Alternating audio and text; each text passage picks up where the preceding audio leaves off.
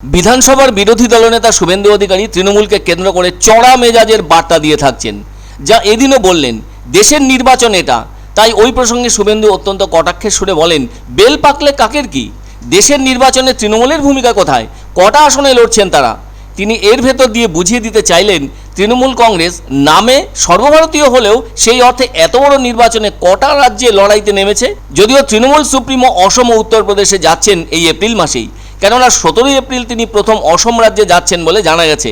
এরপর তিনি রাজ্যের শাসক দলের যাবতীয় অবস্থা পর্যবেক্ষণ করে বলেন, তৃণমূল পার্টি এখন চোরেদের party, Trinamool private limited company, পিসি ভাইপোর কোম্পানি।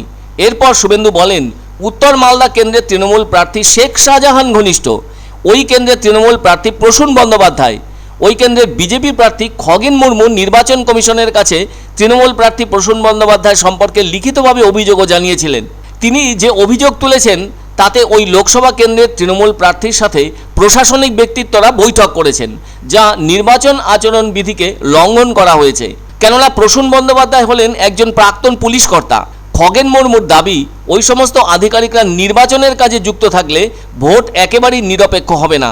যে কারণে বোধহয় বিষয়টি জানা থাকায় শুভেন্দু অধিকারী বলেছেন, কেন ওখানকার তৃণমূল প্রার্থী শাহজাহান ঘনিষ্ঠ সেসব ওই অঞ্চলের মানুষের কাছ থেকেই কান পাতলে শোনা যাবে। শুভেন্দু বলেন, গত পঞ্চায়েত নির্বাচনে যত ছাপ্পা ভোট হয়েছিল উত্তর দিনাজপুর ও মালদা জেলায়, তার মূল নায়ক উত্তর মালদা কেন্দ্রের তৃণমূল প্রার্থী তথা প্রাক্তন আইপিএস আধিকারিক প্রসূন বন্দ্যোপাধ্যায়। তিনি আরও বলেন, কংগ্রেস তো গোটা ভারতবর্ষ থেকে একরকম মুছেই গিয়েছে। শুভেন্দু বলেন, দেশের এই নির্বাচনে কংগ্রেস বড় জোর 20টির মতো আসন পাবে, তার বেশি পাবে না। তিনি মনে করান ছত্তিশগড় সহ 5 রাজ্যের বিধানসভার ভোট আগেই হয়েছে। 2023 সালের নভেম্বরে ভোট হয়েছিল রাজস্থান, মধ্যপ্রদেশ, ছত্তিশগড়, তেলেঙ্গানা ও মিজোরাম রাজ্যে। ওই বিধানসভা নির্বাচনে কংগ্রেসের দখলে থাকা ছত্তিশগড় ও রাজস্থানে বিজেপি জয় পেয়েছে। আর হিমাচল প্রদেশের ক্ষেত্রে সম্প্রতি 6 জন বিধায়ক বিজেপিতে যোগদান করেছেন, যার ফলে গোটা দেশে কংগ্রেস যেন সাইনবোর্ডে পরিণত হয়েছে বলে জানান শুভেন্দু। মনে রাখা দরকার, 1952 সালে প্রথম সাধারণ নির্বাচনে জয় পেয়েছিল কংগ্রেস এবং এই দেশের ক্ষমতায় এসেছিল। আর সেই ক্ষমতা তারা 1977 সাল পর্যন্ত ধরে রেখেছিল। এক কথায় টানা 25 বছর ক্ষমতায় ছিল। তারপর এসেছিল জনতা পার্টি। অবশ্য পরে 1980 সালে ফের ক্ষমতায় আসে কংগ্রেস। 1989 সাল পর্যন্ত শাসন ক্ষমতায় ছিল কংগ্রেস। ফলে অনেক পরে 2014 সালে এককভাবে দেশের মসনদে বসেছে বিজেপি, যা আজও চলছে। ধীরে ধীরে কংগ্রেসের সেই গ্ল্যামার আর আগের মতো নেই। ফলে কংগ্রেস সাইনবোর্ডে পরিণত হয়েছে বলে জানান শুভেন্দু অধিকারী।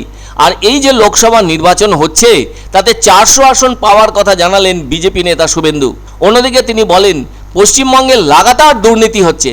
কেন্দ্রীয় সরকারের কোনো প্রকল্প এই রাজ্যে লাগু করা হয় না।